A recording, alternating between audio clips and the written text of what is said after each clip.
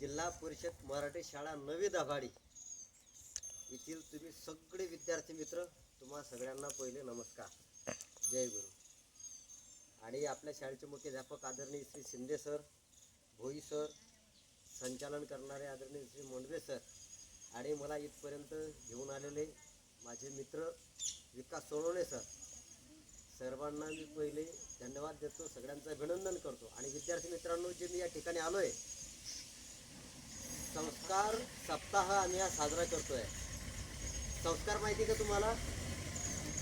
संस्कार दोन प्रकारचे असतात. एक, तंबाखू खाणं चांगली गोष्ट आहे का? दुसऱ्याला शिवाय देणं चांगली गोष्ट आहे का? तुम्ही असं म्हणू शकता का की सर, हा आमच्या वर्गातला मुलगा हा खूप छान शिवाय देतो, करा याचा सत्कार, असं होऊ शकतं का? हे कुसंस्कार झाले. म्हणजे जी जी गोष्ट तुम्हाला असं वाटते की ही वाईट आहे, ती गोष्ट आपल्याकडून होऊ न देणं. बरोबर आहे ना? तुमच्यापैकी खूप सुंदर शिव्या कोणाला देता येतात? देता येतं का कोणाला? नाही, देता येत नाही शिव्या. बरं, तुम्हाला मी एक प्रश्न विचारतो. तुम्ही अशाच बसलेला इकडे, तुम्ही इथंच बसले, सगळ्यांचं लक्ष माझ्याकडे. तुम्ही इथं बसले, इथं बसल्यानंतर तिकडून एक माणूस धावत आला, त्याचं वजन चांगलं 1.5 क्विंटलचं आहे. तो तिकडून धावत आला आणि त्यानं तुमच्या मांडीवर पाय दिला. तुम्ही काय म्हणाल त्याले? धन्यवाद, अभिनंदन, स्वागत, भाऊन आमच्या मांडीवर 1.5 क्विंटलचा पाय दिला, करा सत्कार, असं म्हणाल? तुम्ही त्याला काय देणार आहे? काय देऊ शकता तुम्ही? जोरात बोलणं. काय देऊ शकता? जोरात बोला ना रे. काय देऊ शकता? शिव्या. का रे? शिव्या देणं चांगली गोष्ट आहे कोणाला? वाईट गोष्ट आहे ना? वाईट गोष्ट आहे तुम्हाला माहित असल्यावर तुम्ही देता कसे काय? शिव्या देणं चांगलं आहे की वाईट? वाईट आहे. मग तरी तुम्ही शिव्या देता कसे काय? का रे, आपल्या शाळेमध्ये सरांनी शिकवल्या का तुम्हाला शिव्या? नाही. मग तुम्ही कुठं बालवाडीमध्ये, अंगणवाडीमध्ये होते, तिथं शिकवल्या का तुम्हाला शिव्या? नाही. कुठं एखादा ग्रंथ आहे का असं पुस्तक वगैरे की हे ग्रंथ वाचा गड्या, कोणा पायावर पाय दिला तर ही शिवी द्यायची, कोणा धक्का मारला तर ही शिवी द्यायची, चिमटा घेतला तर ही शिवी द्यायची, असं कुठं आहे का? मग तुम्ही शिव्या शिकले कुठं? हे सगळे कुसंस्कार आहे ना. हे कुसंस्कार तुमच्यामध्ये राहिले पाहिजे असं तुम्हाला वाटतं का? हे तुमच्यातून बाहेर निघाले पाहिजे असं वाटतं ना? बरं, मी आता तुम्हाला एक उदाहरण सांगतो परत. काय झालं, गांधीजी एका जहाजावरती बसले होते. जहाज माहिती तुम्हाला? त्या नावेवरती गांधीजी बसले. एक माणूस आला, त्याला गांधीजींचं काही वर्चस्व सहन झालं नाही. त्यानं करत एका पेज वर शिव्या लिहून दिल्या. शिव्या, दुसरं काहीच नाही. काय दिलं? काय दिलं? गांधीजींच्या जवळ कागद दिला त्यानं, तो बाजूला उभे राहिला. एखाद्याला जर तुम्ही शिव्या दिल्या तर तो किती मिनिटात तुम्हाला प्रत्युत्तर देतो? 1 मिनिटही लागू देत नाही. बरोबर ना? एका मिनिटात तिकडून शिवी भेटली की इकडून प्रत्युत्तर लगेच. बरोबर आहे ना? यानं विचार केला, गांधीजींना 20 मिनिटं झाले म्हणे आपण पत्र देऊन शिव्यांचं, कदाचित गांधीजींनी वाचलं नसेल म्हणे. फिरून पाहिलं त्यांना गांधीजी वाचत होते ते. 20-25 मिनिटानंतर विचार करायला लागला की अर्धा तास झाला, आता गांधीजी अजून आपल्याला काहीच बोलत नाही. 1 तास झाला. ज्याला शिव्या दिल्या होत्या त्याला बेचैनी निर्माण झाली. तो गांधीजींच्या जवळ आला, बोले बापूजी, मैंने आपको कागज दिया था वो आपने पढ़ लिया? गांधीजी कहने लगे, भाई मैंने वो कागज पढ़ लिया, आपको गुस्सा नहीं आया?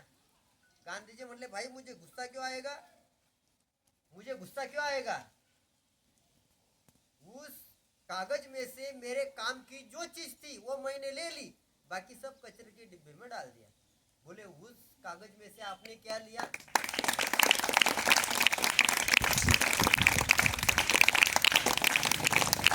या कागदातून काय घेतलं सर गांधीजींनी? माहिती तुम्हाला? मी सांगतो. तो त्याने शिव्यांचा कागद दिला, त्याच्या खाली कोरा कागद होता काही राहिलेला. म्हणजे त्याच्या जेवढ्या शिव्या पाठ होत्या त्या संपल्या लिहून. आणि जो कोरा कागद होता, गांधीजींनी कोरा कागद फाडला, कोरा कागद आपल्या जवळ ठेवला, आणि जे शिव्यांचा कागद होता तो शिव्यांचा कागद डस्टबिन मध्ये टाकला, कचऱ्याच्या डब्यात टाकला. गांधीजींनी शिव्या घेतल्या का त्याच्याजवळच्या? जे कामाची वस्तू तीच घेतली ना. तसं तुम्हाला कोणी किती शिव्या दिल्या तर तुम्ही त्या घ्यायच्या, घेतल्याशिवाय राहायचं. तुम्ही घेणार आहे का? इतके उदार आहे का तुम्ही? तुम्हाला मी सांगतो, समजा माझ्याजवळ हा मोबाईल आहे, माझ्याजवळ असणारा हा मोबाईल, हा जर मोबाईल मी तुम्हाला दिला आणि तुम्ही नाही घेतला तर मोबाईल कोणाजवळ राहणार आहे? हा माझ्याजवळ राहील ना. तसं दुसऱ्यानं तुम्हाला शिव्या दिल्या आणि तुम्ही नाही घेतल्या, कोणाजवळ राहतील त्या शिव्या? याच्याकडे. याच्यानंतर कोणी किती शिव्या दिल्या तर तुम्ही त्या शिव्या घ्यायच्या, मग द्यायच्या का दुसऱ्याला? द्यायच्याही नाही आणि घ्यायच्याही नाही. याच्यानंतर मी जर पुढच्या वेळेस आलो तुमच्या शाळेमध्ये आणि मी जर सरांना विचारलं, शिंदे सरांना, भोई सरांना जर मी विचारलं की सर आपल्या वर्गातला मुलगा कोणता शिव्या देतो का, तर सरांनी मला सांगितलं पाहिजे की मागच्या वर्षापासून तुम्ही आले तेव्हापासून आमच्या शाळेतील मुलं शिव्या देणं कमी झालं नाही तर बंद झालं असं मला सांगितलं पाहिजे, तर मला खरा आनंद वाटेल. मित्रांनो, मी मागच्या वर्षी राजनीच्या शाळेवर गेलो होतो. राजनी माहिती तुम्हाला? त्या राजनीच्या शाळेवर गेलो होतो तर तुम्हाला जसं सांगितलं मी की शिव्या देणं वाईट आहे, त्या मुलांनाही मी सांगितलं शिव्या देणं वाईट आहे.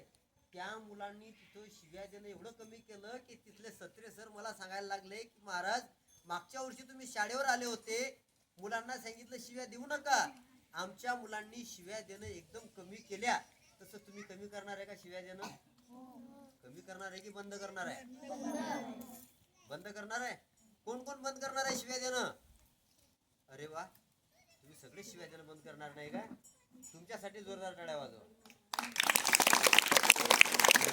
ठीक आहे. आता एक गोष्ट सांगतो मी तुम्हाला, परत दुसरी महत्वाची गोष्ट आहे. अरे बाजार कधी असतो आपला? बुधवार की गुरुवार? बुधवारी कुठं असतो बाजार? बुधवार. आणि गुरुवार? तुम्ही कुठे जाता बाजाराला? असं का? बुधवारच्या बाजारी बाजार कोण आणता आपल्या घरी? पप्पा आणता ना. बरं, तुमच्या वडिलांनी घरी बाजार आणला, मस्त भाजीपाला आणला, भाजीपाला घरी आणल्यानंतर स्वयंपाक कोण तयार करतं घरी? बरं, स्वयंपाक तयार झाल्यानंतर स्वयंपाक तयार झाला बेटा जेवायला ये असा आवाज कोण देतं? आवाज दिल्यानंतर आपण घरी आल्यानंतर जेवणाचं ताट कोण वाढून देतं? जेवणाचं ताट वाढून दिल्यानंतर ताटात जेवण कोण करतं? जेवण कोण करतं? जेवण झाल्यानंतर ताटात हात कोण धुतं? ताटात हात धुतल्यावर आपलं ताट कोण धुतं? चांगलं वाटतंय का तुम्हाला हे? कोणी धुतलं पाहिजे आपल्या जेवणाचं ताट? कोणी धुतलं पाहिजे? काही मुलं शनिवारी शाळेत खिचडी खाता आणि घरी गेल्यानंतर तो डबा तसाच ठेवता. रविवारची सुट्टी, आई बिचारी दिवसभर काम करते शेतात आणि सोमवारी जेव्हा पोरग शाळेत येतं तर त्या डब्यात खिचडी खाणं राहते याले. मग डबा उघडतो तो पाहतो डब्याकडे, बापरे याचा तर सेंटेड वास येऊ राहिला. म्हणजे आपला जेवणाचा डबा, आपली प्लेट, ताट आपण स्वतः धुतलं पाहिजे की नाही? सज्जन माणूस कोणाला म्हणता माहिती का तुम्हाला? सज्जन माणूस कोणाला म्हणतात? जो माणूस स्वतःचे काम स्वतः करतो त्याला सज्जन माणूस म्हणतात. आदर्श विद्यार्थी कोणाला म्हणतात? जो स्वतःचे काम स्वतः करतो त्याला आदर्श विद्यार्थी म्हणतात. आणि तुम्ही सगळे आदर्श विद्यार्थी आहात असं मला वाटतं, कारण या ठिकाणी शिंदे सर आहेत, भोई सर आहेत, मंडवले सर आहेत, हे सगळे गुरुजन जे तुम्हाला शिकवतात ना, मंडवे सर आहेत. तुम्हाला गुरुजी जे या ठिकाणी शिकवतात सगळ्या गुरुजनांचा आदर्श तुमच्या डोळ्यासमोर आहे. महाराज ग्रामगीतेमध्ये असं म्हणतात, गुरुजनी ऐसे द्यावेत धडे, आपुला आदर्श ठेवणे पुढे, विद्यार्थी तयार होतात चहूकडे राष्ट्र होईल तेजस्वी. आणि राज्यस्तरापर्यंत भोई सर गेलेले आहेत. एवढे मोठे मोठे पुरस्कार भेटणारे गुरुजन तुमच्याजवळ आहेत, शिंदे सर आहेत.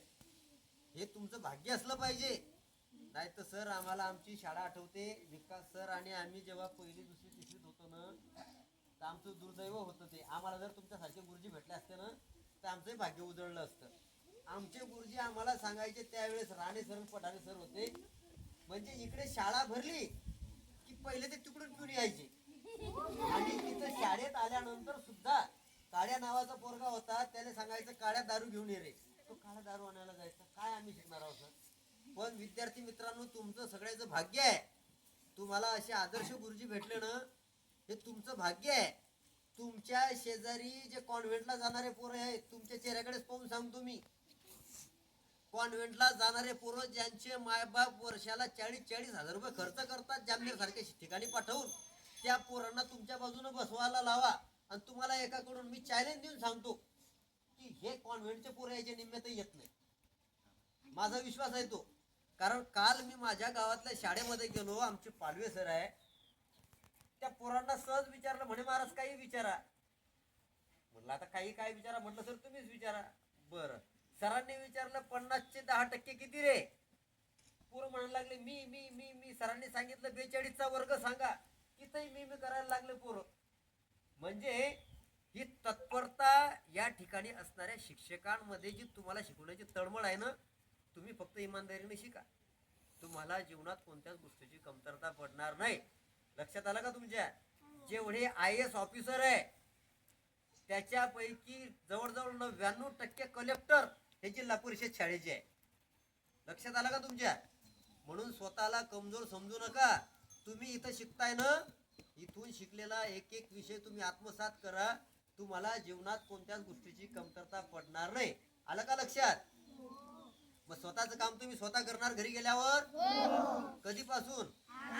आजपासून की उद्यापासून? उद्यापासून म्हणणारे दररोज म्हणतील. उद्याचा दिवस निघाला की उद्यापासून. उद्यापासून उद्या येतच नाही जीवनात. आजपासूनच सुरुवात करावं लागते. एका दुकानदारानं लिहिलं आज नगद और कल उधार. काय लिहिलं दुकानावर? आज नगद और कल उधार. दुसऱ्या दिवशी गेले तुम्ही, का भाऊ काल तुम्ही म्हणत होते आज नगद कल उधार. दुकानदार म्हणून परत वाच काय आहे तर. काय लिहिलंय दुकानावर? आज नगद और कल उधार. कोण्याही दिवशी दा तुम्ही, काय लिहिलंय दुकानावर? आज नगद और कल उधार. कधी गेले तरी नगद म्हणजे नगदी, रोख. लक्षात आलं तुमच्या?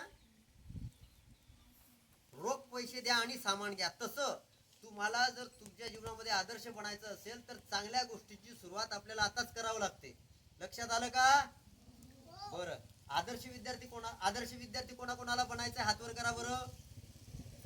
वा वा वा, छान. करा हात खाली. बरं. आदर्श विद्यार्थी कोणाला म्हणतात सांगू शकता का तुम्ही? वा वा वा वा, शाबास.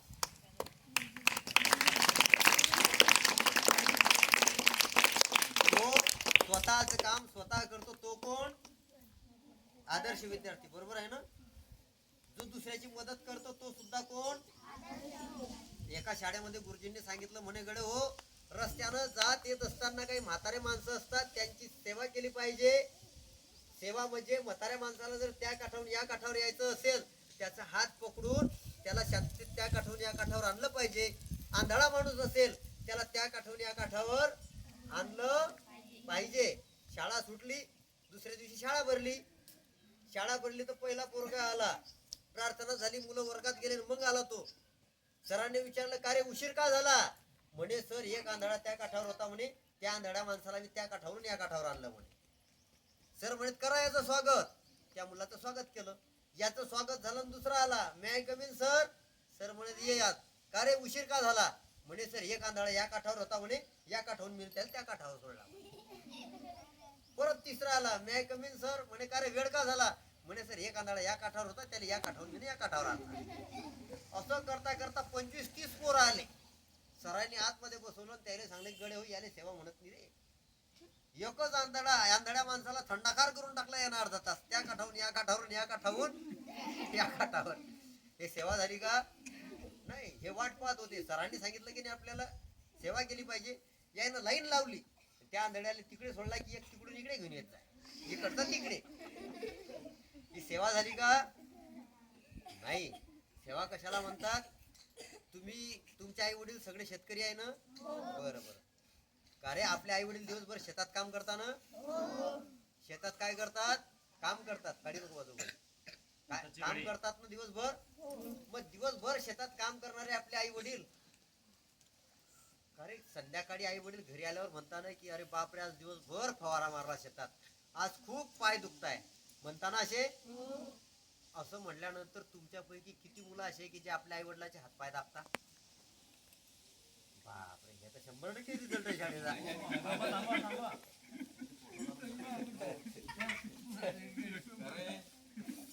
तुमचे फोटो काढून लावले घरातली.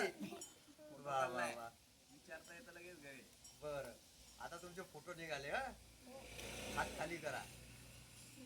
तुमच्यापैकी किती विद्यार्थी असे की दररोज सकाळी शाळेत येत असताना आई वडिलांचं दर्शन घेऊन येतात? खरं कुठे नाही आता वरे करायचे, आपलं फॉर्म्युला आता नाही करायचे वर असताना.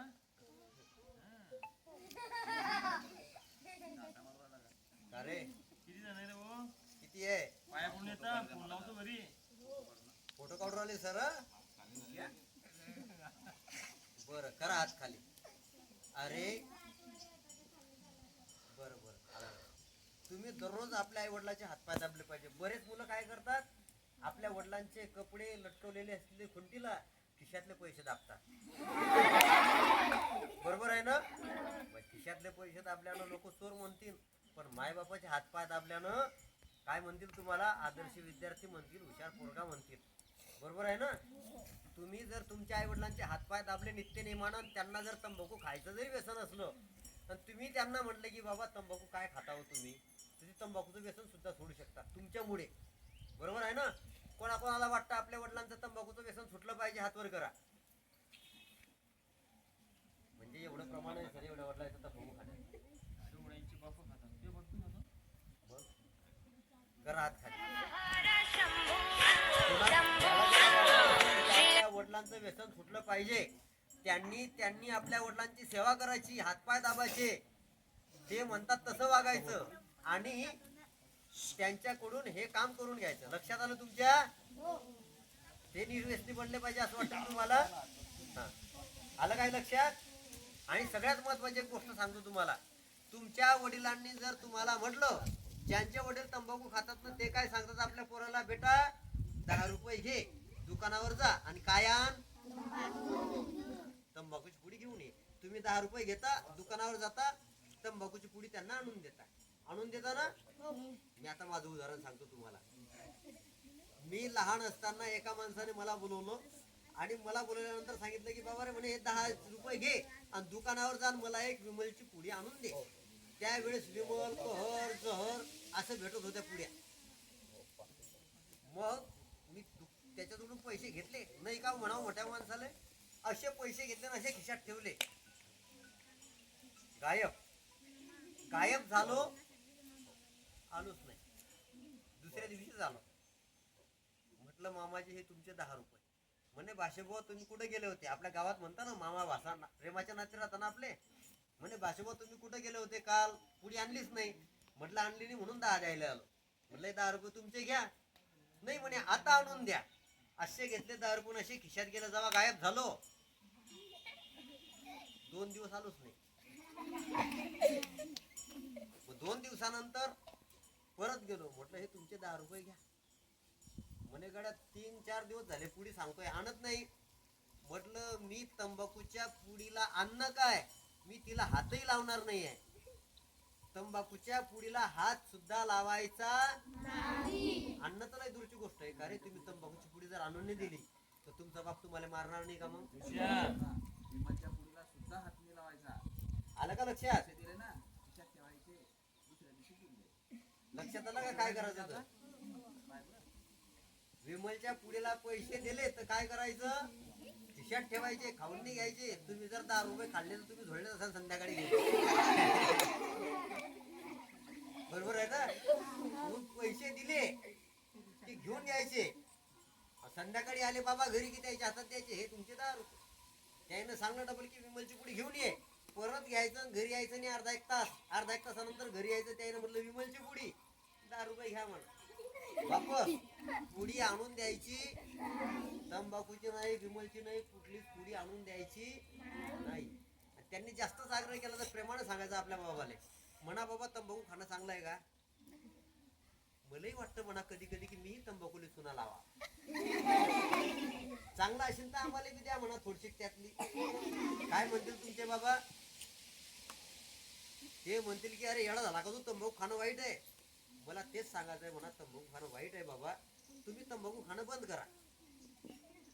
तंबाखू खाल्ल्यानं काय होतो? कॅन्सर होतो.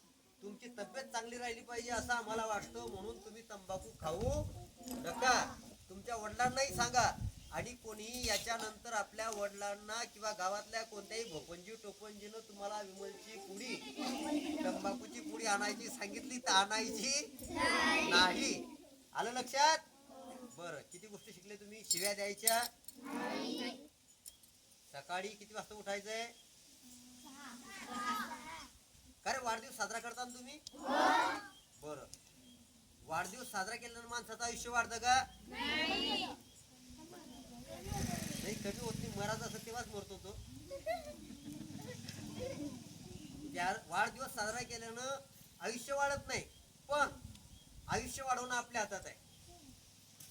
जो मुलगा सकाळी 7 वाजता उठतो, तो जर सकाळी 5 वाजता उठला तर एका दिवसाचं किती आयुष्य वाढलं त्याचं?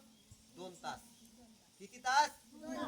7 वाजता उठणारा 5 वाजता उठला ना सकाळी, किती तासाचं आयुष्य वाढलं? 2 तासाचं. बरोबर आहे?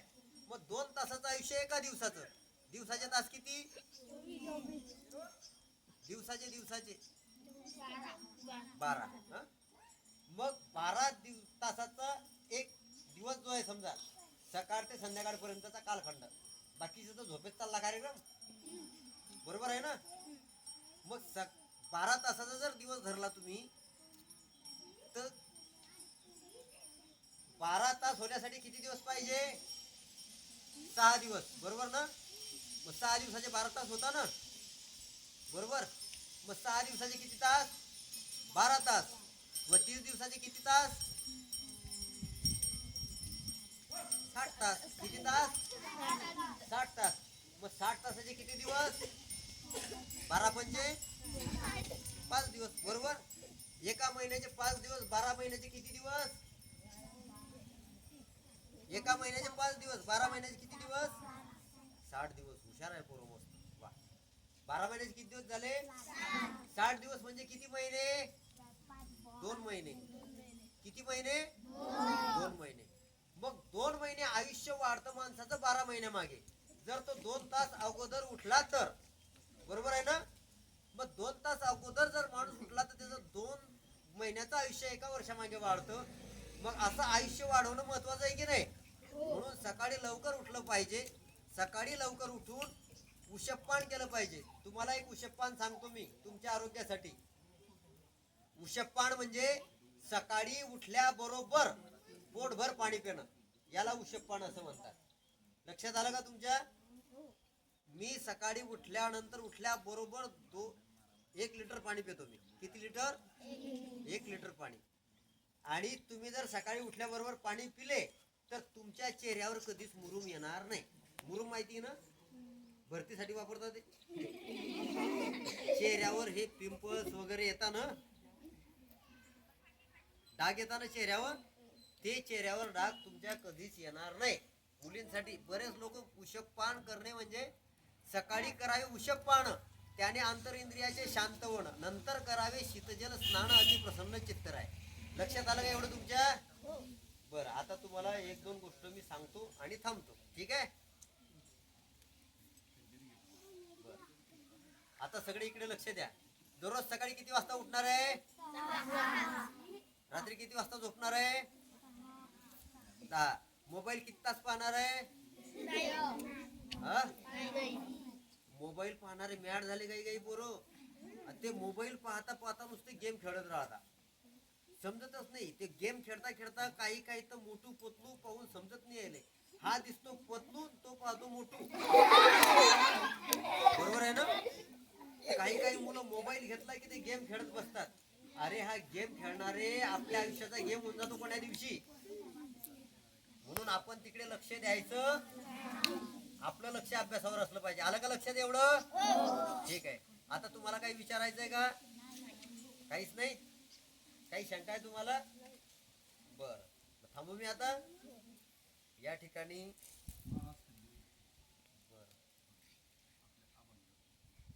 अरे चौथीचे मुलं आहे का तुम्ही? तुम्हाला कविता एक या भारताचा बंधुभाव पाठ आहे का तुमच्या? कोणाकोणाच्या पाठ आहे? पाठ आहे का तुमच्या? मी पुढे म्हणतो तुम्ही मागे म्हणता का मग? सगळे म्हणू शकता का तुम्ही?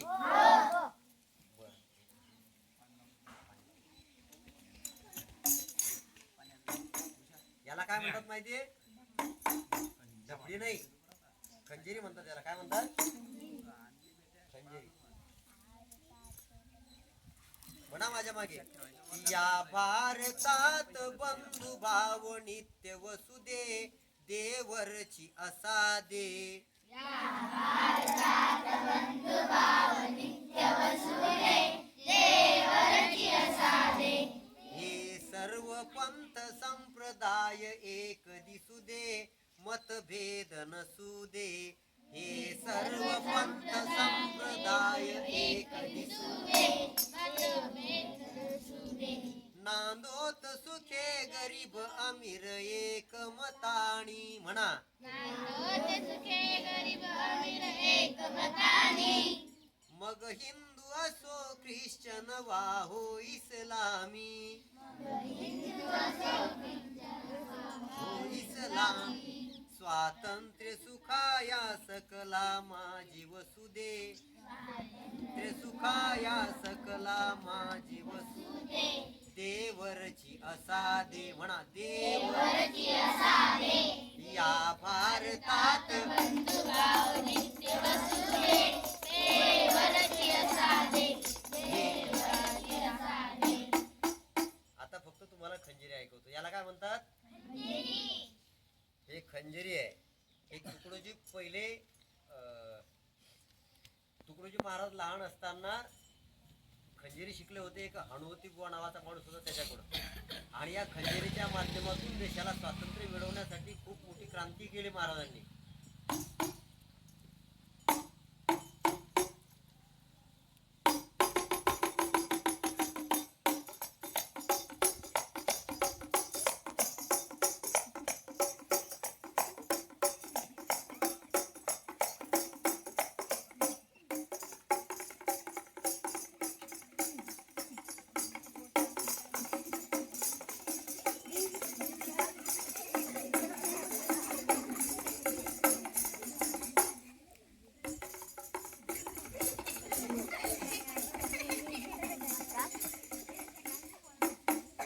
ठीक आहे.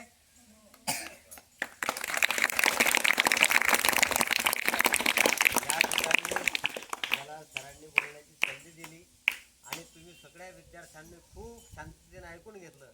त्याबद्दल तुम्हालाही धन्यवाद आणि सरांचे सुद्धा मनपूर्वक आभार. धन्यवाद.